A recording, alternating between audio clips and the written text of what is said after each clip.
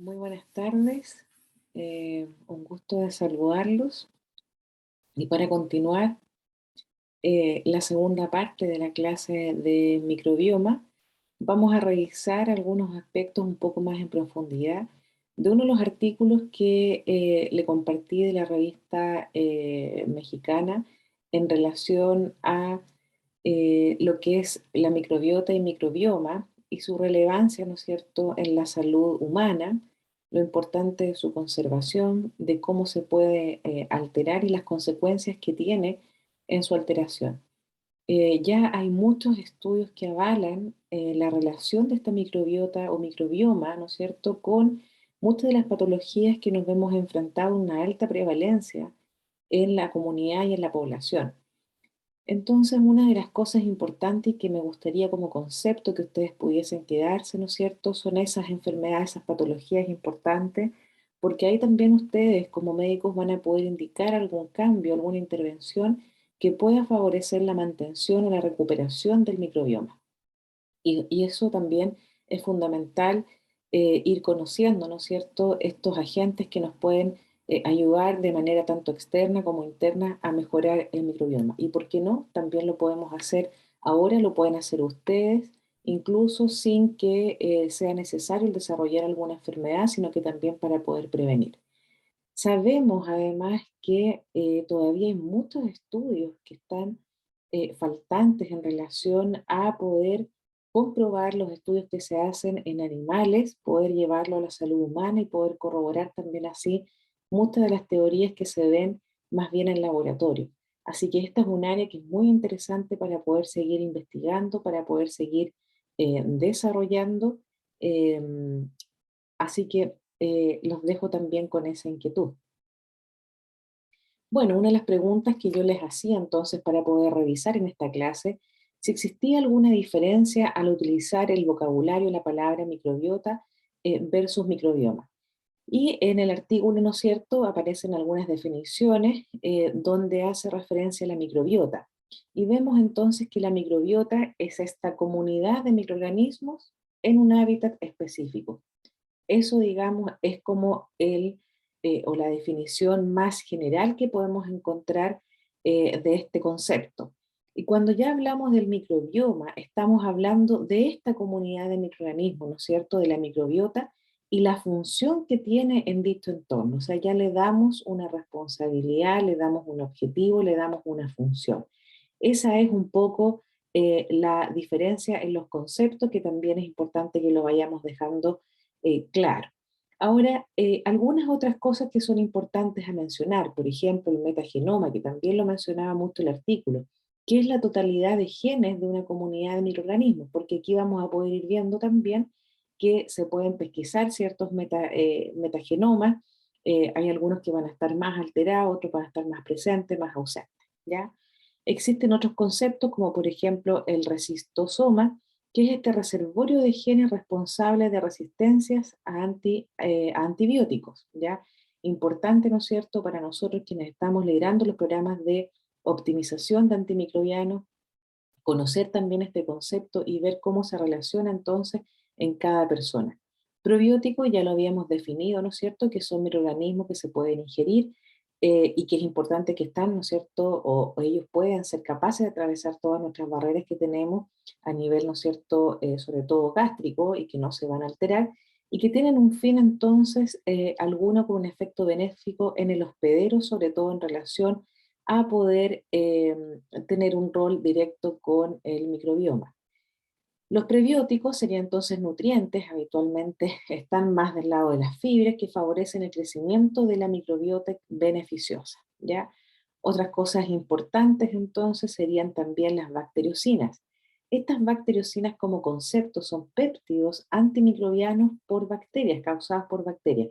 Y esto es una cosa súper interesante que ya es bueno irlas conociendo y las compartiendo, porque siempre conocemos los antibióticos, que son fármacos, ¿no es cierto?, para eliminar ciertas bacterias, por lo tanto curar infecciones.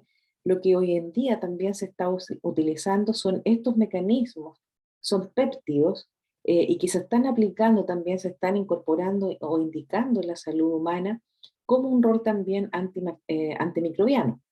Así que para que ustedes sepan, no solamente están los antibióticos, los antimicrobianos, ¿no es cierto? También contamos ya con bacteriocinas. En la práctica habitual de nosotros no la usamos, pero sí hay estudios ya que están usando bacteriocinas, sobre todo porque nos estamos quedando con muy pocas herramientas para poder tratar infecciones de microorganismos multiresistentes. Entonces, estas también son opciones de tratamiento, las bacteriocinas. Bien, una cosa importante como concepto, ¿cómo aparece la microbiota en el ser humano y cómo se va desarrollando? El artículo lo plantea muy bien, que en el fondo, en el momento de nacer, cuando el recién nacido, ¿no es cierto?, va atravesando el canal del parto o vía cesárea, es cuando ya toma contacto con la flora o la microbiota, ¿no es cierto?, de la piel de la madre, ¿ya? Principalmente, ¿no es cierto?, varios estafilococos, algunos estreptococos, algunos también anaerobios, ¿ya? Y de hecho hace la referencia a que incluso puede haber diferencia entre quienes nacen vía cesárea y vía parto vaginal, en relación a cómo se va a ir a componer después este balance entre bacteroides, Escherichia coli, Clostridium difficile, agentes que son parte de este nuevo o esta microbiota, ¿no es cierto?, en el recién nacido. Hay algunos estudios también que señalan que incluso transplacentariamente pudiera haber alguna eh, migración también o que pudiera formar parte del nacimiento de la microbiota durante el embarazo. Lo que está más claro sí es que es el momento de nacer, una cosa que es sumamente importante. Después el recién nacido va tomando contacto con el ambiente, va tomando contacto, ¿no es cierto?, con la leche materna, que también le aporta alguna microbiota, también con la zona, ¿no es cierto?, mamaria, con el pezón, el succionar.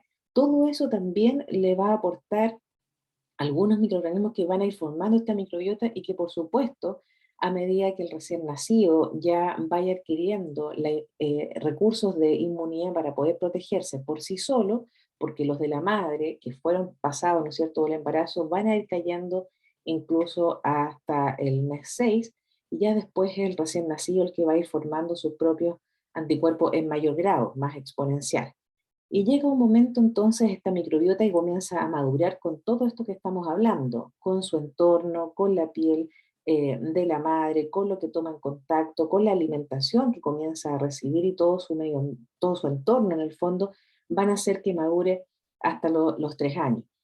Y hay muchos factores que van a influir, que ya lo conversamos también en la clase anterior. Tiene que ver con la persona misma, el índice de masa corporal, el sexo, la cantidad de consumo de fibra y la actividad física son factores que influyen entonces en este desarrollo de la microbiota. Entonces podemos analizar en base al artículo que las funciones de la microbiota son bastante amplias, ¿ya? Y tienen un rol sobre todo de poder protegernos, de poder ayudarnos a llevar una buena salud. Por ejemplo, tiene funciones de tipo endocrinas, donde hay secreción, ¿no es cierto?, de algunos agentes por parte de la microbiota que van a tener efectos metabólicos en el lugar mismo o también a distancia. Entonces eso ya hace que tenga una función tipo endocrina. También, y también lo mencionamos la vez pasada, sobre todo en este eje del sistema nervioso central, ¿no es cierto? Y también de la vía neurológica que va hacia el intestino y que da vida, ¿no es cierto?, al síndrome de intestino irritable. La microbiota actúa también como una señalización neurológica y vamos en el fondo a poder revisar en el mismo artículo y a quienes más tengan mucho más interés en otra bibliografía, donde vemos que hay muchas enfermedades también causadas por esta señalización neurológica a distintos puntos de distancia, no solamente intestino, sino que también algunos otros órganos, sistema nervioso central. También es capaz de hacer alguna modificación en la densidad mineral ósea. Súper importante que después, ¿no es cierto?, pasado los 30 años comienza a haber un estancamiento, ¿no es cierto?, y después disminución de esta. También es importante y una de las cosas que es sumamente estudiada y conocida es la maduración del sistema inmunológico. La microbiota juega un rol súper importante. Sería muy extraño encontrar una persona que no tuviera ningún agente en su interior que lo favorezca, ¿no es cierto?, o que lo apoye para poder responder frente a algunas sustancias, ¿no es cierto?, externas que le vayan a causar alguna enfermedad. Es capaz también la microbiota de inhibir algunos patógenos, los que resultan, ¿no es cierto?, como patógenos propiamente tal, que van a causar algún daño. En nuestro microorganismo, la microbiota también nos puede proteger. También pueden causar síntesis de algunas vitaminas, sobre todo vitamina K, B12 y también de folato. Pueden alterar o pueden también participar del metabolismo de las sales biliares. Recuerden ustedes que nuestro hígado, todo el conducto colédoco, vía biliar, tienen un rol frente a algunos alimentos, ¿no es cierto? Y después eso va a tracto intestinal, y también las bacterias tienen un rol ahí en poder hacer el metabolismo de estas sales biliares que fueron ocupadas en un inicio. Y por otra parte, también la microbiota es capaz de hacer la modulación de ciertos fármacos, por ejemplo, la conversión de un agente que se ocupa para quimioterapia, como el 5-fluoracilo, que lo puede transformar a 5-fluoridina monofosfato, ¿no es cierto?, que va a tener un rol también distinto. Hay algunos casos en los cuales la microbiota también va a hacer que sea mucho más propenso pacientes a recibir las quimioterapias y tengan mayor efectividad. Por lo tanto, si uno va conociendo y va mirando, no es tan simple el contar con varios millones de bacterias en el intestino. No solo en el intestino, tenemos en la piel, como lo vimos, en cavidad oral, en muchas otras zonas no estériles de nuestro cuerpo.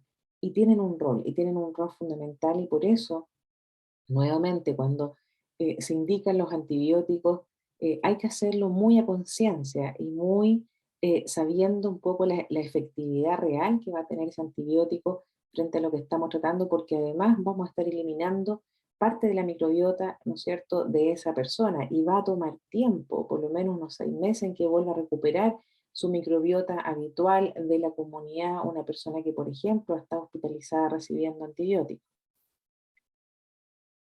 Algunas enfermedades clásicas conocidas también lo hemos ido revisando, y quiero que los conceptos queden muy claros en relación a esto. En la asociación de la microbiota y enfermedades cardiovasculares, síndromes metabólicos o diabetes. Uno de esos, por ejemplo, ocurre con lo que hace la microbiota en relación a la presencia de metabolismos, también de metabolitos de progresión, por ejemplo, la transformación de la trimetilamina, que son o que vienen o provienen de nutrientes con alto contenido en grasa, alimentos, ¿no es cierto?, que pudiéramos consumir. Y ocurre que este metabolito, ¿no es cierto?, se va a nivel intestinal, luego pasa por un metabolismo hepático, donde finalmente se va a generar la síntesis del N-óxido de trimetilamina. Ahora, este óxido, conocido como TMAO, es promotor de aterosclerosis, de trombosis, de falla cardíaca, de formación de macrófagos espumosos y fibrosis. Y se ve también entonces que eh, en general esto pudiera ser favorecido por la presencia de una microbiota que va a ser más propensa a hacer o sintetizar también este TMAO. Por lo tanto, ahí estaríamos, si cortamos esa cadena en relación también a ese consumo de esos nutrientes y a la presencia de alguna microbiota, ¿no es cierto?, alterada, pudiéramos ir frenando todos estos factores promotores de una no salud, ¿no es cierto? También toman mucha relación el metabolismo de ácidos grasos de cadena corta, y también el metabolismo de ácidos biliares también secundarios. ¿Qué es lo que se ha visto, por ejemplo, en los individuos obesos? Y aquí entramos a dos conceptos importantes, que son los firmicutes y los bacteroides, que son familias entonces de bacterias que están presentes en la microbiota, y son grupos grandes que involucran a distintas especies. Lo importante es conocer que, por ejemplo, cuando se comparan individuos obesos con individuos no obesos, se ve que existe un incremento en la relación de firmicutes versus bacteroides. Esto se debe, ¿no es cierto?, también a una alimentación, o se puede en realidad modificar con alimentación alta en fibra y baja en grasa. Una alimentación, por ejemplo, baja en calorías, disminuye la L-carnitina colina, y esto disminuiría la trimetilamina, y por lo tanto disminuiríamos el TMAO, y así cortaríamos también una cadena de enfermedad. Entonces, para poder ir mejorando, no mejorando, pero haciendo el balance o esta relación entre estos firmicutes y bacteroides, ya tenemos, por ejemplo, el respaldo de que la alimentación alta en fibra o la alimentación también baja en calorías pudiera mejorar esta relación. La abundancia, por otro lado, solo de bacteroides también puede relacionarse a hígado graso y que no se relaciona con alcohol. El alcohol puede provocar un daño o una inflamación importante a nivel hepático que lo lleva a que se genere mucha grasa en el hígado y eso posteriormente lleva a la cirrosis, ¿ya? Así que también esta abundancia de bacteroides puede causar eso. Por otro lado, hay otro concepto que son los ruminococcus, que son otra familia grande de bacterias que incluye distintas especies, así como los firmicutes y los bacteroides. Y los ruminococcus se relacionan también a lo que es la fibrosis hepática, que es conocida como, ¿no es cierto?, la etapa más avanzada y que corresponde a la cirrosis hepática.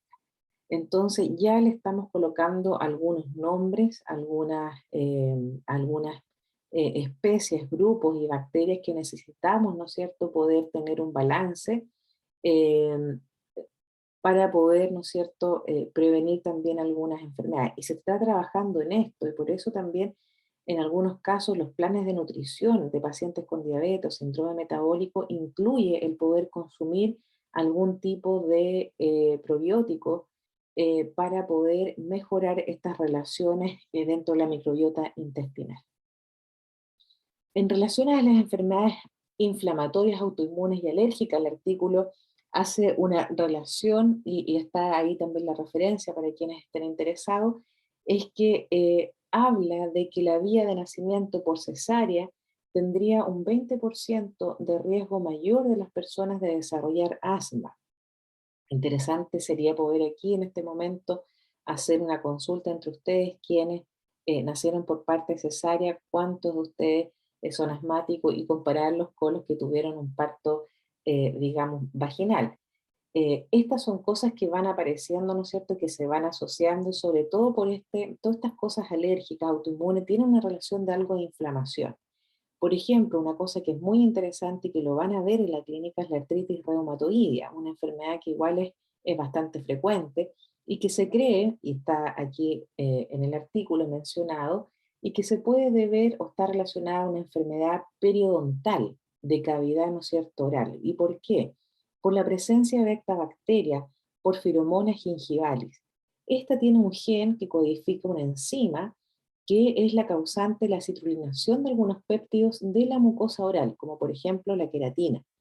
Y estos péptidos, en el fondo citrulinados, lo que van a hacer es que van a generar anticuerpos, van a despertar una inmunidad. Y estos anticuerpos, antipéptidos citrulinados, de hecho, es lo que se pide para hacer los diagnósticos de artritis reumatoidea. Y el artículo menciona que incluso pueden aparecer positivos años antes de que empiecen a aparecer los síntomas de artritis reumatoidea. Entonces vemos cómo esto tiene una relación nuevamente con una bacteria. Hay algo en la cavidad oral que nos pueda perpetuar o que nos pueda desencadenar algún cuadro inflamatorio. Hay perfiles propios de microbiota intestinal para estas patologías. Los pacientes con lupus tienen un patrón de microbiota intestinal, cómo se comporta la relación de los firmicutes con los bacteroides, ¿no es cierto?, para la artritis psoriática, para el asma, para la miastenia grave. Por ejemplo, en el lupus, la razón de firmicutes y bacteroides se encuentra disminuida. Entonces, todo esto se van comparando con patrones de personas sanas, personas que en el fondo tienen ausencia de estas enfermedades. En relación a las neoplasias y el cáncer, sabemos que sí o sí hay una asociación estricta, directa, absolutamente lineal en la presencia del virus papiloma humano que se transmite por transmisión sexual, ¿no es cierto? Y que puede llevar al cáncer cervicuterino también en el cáncer perianal en hombres. Y también en el Helicobacter pylori, que puede estar asociado, que se asocia en realidad a cáncer gástrico, úlceras gástricas y después en los años a cáncer gástrico.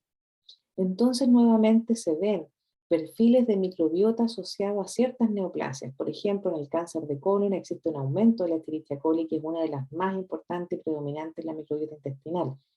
Otra cosa, estos perfiles también de microbiota algunos se relacionan a promoción de metástasis. Hay algunos patrones moleculares asociados a patógenos, como por ejemplo los lipopolisacáridos, de algunas bacterias que van a activar receptores TOP4 y que pueden generar, ¿no es cierto?, cáncer hepatocelular y adenocarcinoma pancreático. En algunos casos, por ejemplo, estudiando la microbiota puede haber una detección temprana de neoplasia, por ejemplo, el encontrar Clostridium, no Clostridium, Symbiosum también para cáncer colorectal. Y una cosa que es muy interesante, también tiene nombre y apellido, es la presencia de una bacteria que se llama Akkermansia mucinífila y que mejora la función de quimioterapéuticos. Quiere decir entonces que las personas recibiendo estos fármacos van a poder tener mejor sensibilidad a esto y pueden tener una mejor performance dentro de las quimioterapias. Es interesante que en algunos países, les comentaba en la clase pasada, que incluso se hacen estudios, paneles de las microbiotas antes de iniciar terapias de quimioterapias en realidad para poder saber un poco el performance o si es que es necesario hacer alguna modificación previamente. Cosas importantes también que me interesa que lo sepan. Lo dijimos y mencionamos dos grupos de pacientes en los cuales los probióticos no pudiéramos dar y no pudiéramos indicar a pesar que sabemos, ¿no es cierto?, que hay hartas patologías, hay hartas enfermedades asociadas y que pudiéramos generar un cambio. Por ejemplo, los pacientes críticos que están en unidades de cuidado intensiva, están muy invadidos en el sentido de tener líneas arteriales, tubos endotraqueales, sondas para orinar, y el estado que tienen metabólico es un estado muy crítico, ¿ya? Esos pacientes tienen una inmunidad reducida por el hecho de estar en ese estado de gravedad. Los pacientes inmunosuprimidos por quimioterapias, por corticoides, por virus VIH, también son pacientes que los probióticos no pudieran favorecer, sino que el riesgo que tienen es que puedan generar que estas bacterias se vayan a la sangre y causen un cuadro grave de reacción a una infección que se llama sepsis. Los pacientes neutropénicos que cuentan con recuento, ¿no es cierto?, de neutrófilos menos de 1000, también tienen riesgo si se usan estos probióticos, y pacientes en algunos casos postquirúrgicos que también generan una baja inmunidad cuando las cirugías han sido muy extensas, muy complejas, también son cuadros de trauma en el fondo para el cuerpo. Bueno, ¿qué otras alternativas o qué, aparte de los probióticos, ¿no es cierto? Conversábamos también de las indicaciones del trasplante fecal o cómo esta ha ido tomando su rol. La infección, una de las indicaciones en realidad más importantes es la infección por Clostridium difficile y sobre todo en la práctica, cuando lo hemos indicado, cuando hay resistencia a los tratamientos, a los manejos antibióticos, a pesar que se suban las dosis, se sube la frecuencia del uso del fármaco, se llega al trasplante fecal. En el artículo van a revisar que incluso debido a que la tasa de curación llega a un 90% con trasplante fecal, en las infecciones graves por Clostridium difficile ha sido indicada como de primera línea, no esperar a que exista resistencia a los antimicrobianos o falla en realidad a estos para poder indicar. Lo otro es el uso en las enfermedades inflamatorias intestinales. Se ha visto, esto no es algo habitual en la práctica, al menos acá a nivel local, que al indicar o al realizar el trasplante fecal hay una reducción de los síntomas y también de los fármacos. Estamos hablando de enfermedad inflamatoria intestinal como una colitis ulcerosa, por ejemplo. Ya conocíamos, ¿no es cierto?, que la microbiota tiene un rol en el síndrome de colon irritable y vean ustedes que también hay indicación en el extranjero del uso del trasplante fecal en los casos en los cuales se comporta con una constipación idiopática. Idiopática quiere decir que no se sabe el origen, ¿ya? El colon irritable cursa con cuadros, episodios de diarrea y también de constipación en los cuales no hay tránsito intestinal o está muy reducido. También vean ustedes cómo se ha utilizado en artritis reumatoidea, que ya teníamos algún conocimiento, rol de alguna bacteria, ¿no es cierto?, en cavidad oral que estuviera alterado, también tiene un rol en la microbiota intestinal. En el autismo también ha tenido un rol y en el síndrome metabólico, en diabetes y en pacientes con esclerosis múltiple.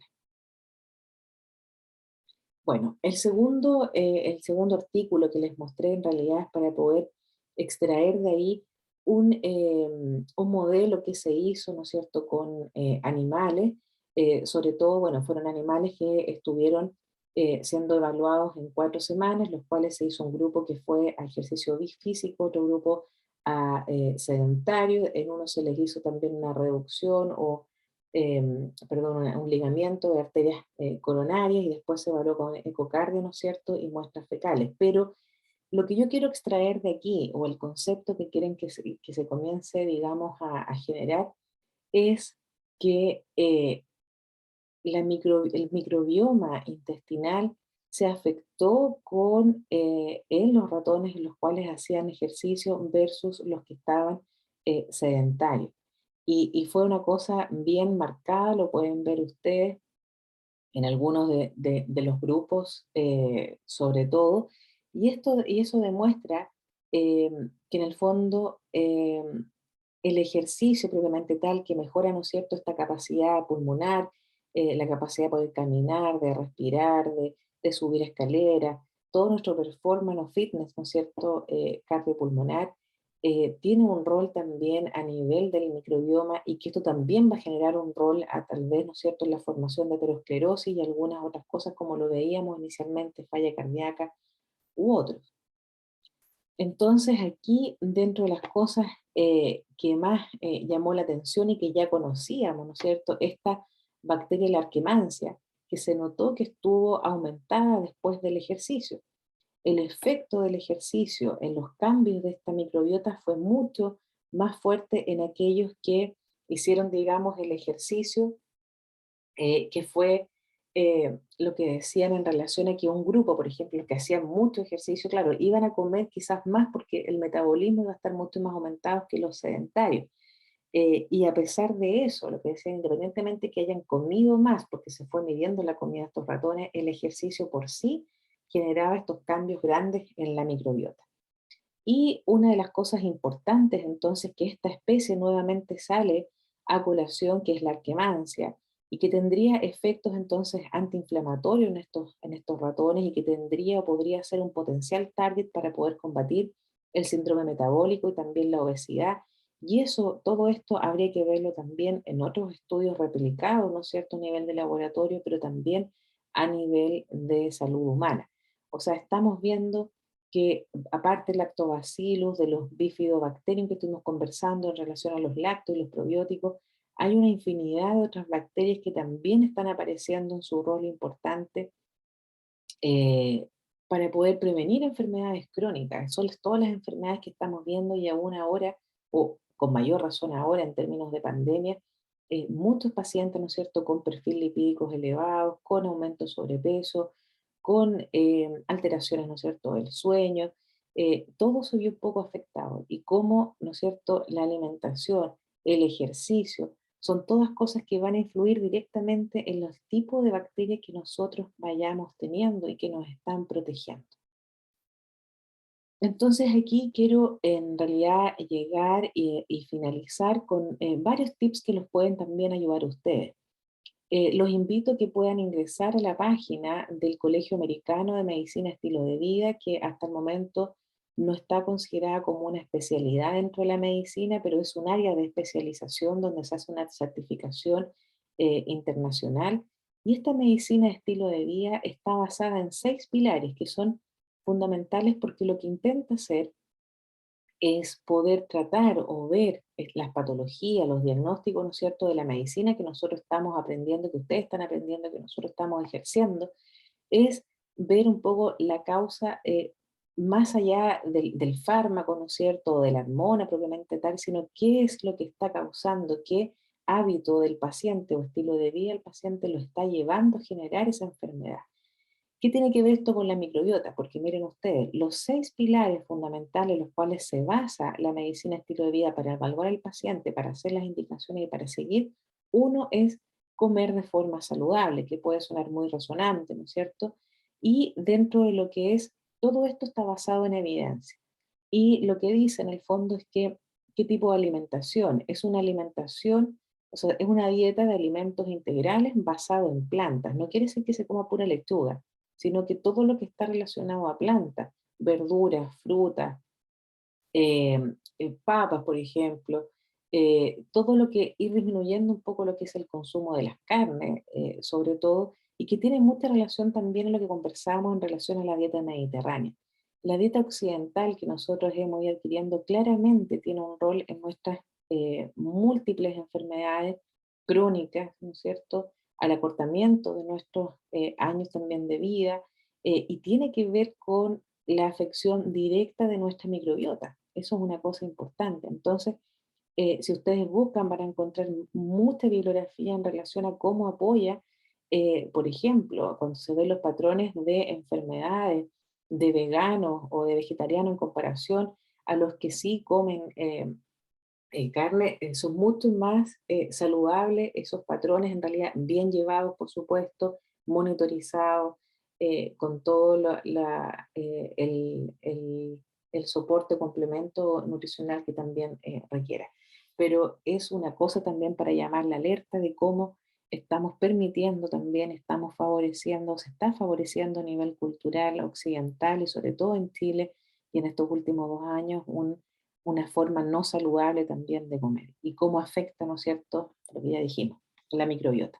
Por otra parte, ven ustedes, el aumentar la actividad física. Sabemos que el año pasado sale la recomendación, siempre sale la recomendación de la prevención de patologías crónicas, de infartos, de enfermedades cardiovasculares europeas, y se ve que las recomendaciones que se dicen en el fondo es poder hacer un ejercicio moderado, que equivale, ¿no es cierto?, a, por ejemplo, caminatas, 150 minutos por semana, y que sea a un ritmo promedio de al menos 5,7 kilómetros por hora. Eso no es trote, pero es una caminata rápida, no es una caminata de vitrineo, ¿ya? También se le debiera agregar 2 sesiones, por ejemplo, de rutinas de resistencia, ya no solamente la parte cardiovascular, sino que también de resistencia, para poder hacer, ¿no es cierto?, un modelamiento, crecimiento muscular, disminución de grasa. Pero todo lo que tenga que ver con actividad física va a mejorar también, y ya lo estamos viendo en los modelos, ¿no es cierto?, de estudio de laboratorio, cómo también afecta la microbiota. Por otra parte, otro de los pilares de la medicina estilo de vida es el control del estrés. Hay múltiples estrategias para poder controlar el estrés y también, digamos, se le indican a los pacientes o se estudia qué es lo que está llevando o cómo el estrés también está desencadenando algunos ejes neurológicos que también pudieran afectar, ¿no es cierto?, nuestro, eh, nuestro desempeño en el día a día. Otra cosa importante son las relaciones interpersonales, que también fomentan algunas presencias, ¿no es cierto?, de ciertas hormonas, mejorar los hábitos de sueño, el dormir entre 6 a 8 horas es la recomendación. Más de eso o menos de eso se generan también o hay problemas asociados, hay problemas neurológicos, también hay obesidad asociados. Es increíble cómo todo tiene un círculo, ¿no es cierto?, eh, que todo está relacionado. Y por último, también es el suspender el consumo de tabaco, que en realidad tiene que ver con el consumo de sustancias, alcohol, tabaco, por ejemplo, entre otras cosas que también pueden afectar y afectan también, ¿no es cierto?, nuestra microbiota, afectan nuestro desempeño, nuestra concentración y en realidad cómo van alterando a futuro nuestro desempeño a nivel también cerebral. Entonces, vean ustedes que eh, lo que hemos conversado en estas 2 clases es increíble cómo se relaciona nuestro día a día y no nos damos cuenta de qué es lo que estamos haciendo con nuestro balance de toda esta microbiota importante y fundamental que necesitamos para poder mantener nuestro equilibrio de salud. Entonces, los invito a que ustedes puedan analizar estos pilares, por supuesto, estudiar todo lo que revisamos en los artículos que les dejé, y que ustedes mismos vayan haciendo entonces el análisis de las cosas en ustedes, de qué cosas ya pudieran estar modificando, qué cosas con las cuales ustedes se quieren quedar y que están llevando a cabo también una vida saludable que les permita, ¿no es cierto?, que su microbiota los ayude a protegerse de muchas de las cosas externas que a la larga les pudieran generar un problema. Bien, dejamos entonces esta clase y las dudas y consultas las podremos revisar en nuestra próxima clase en vivo online. Que estén muy bien.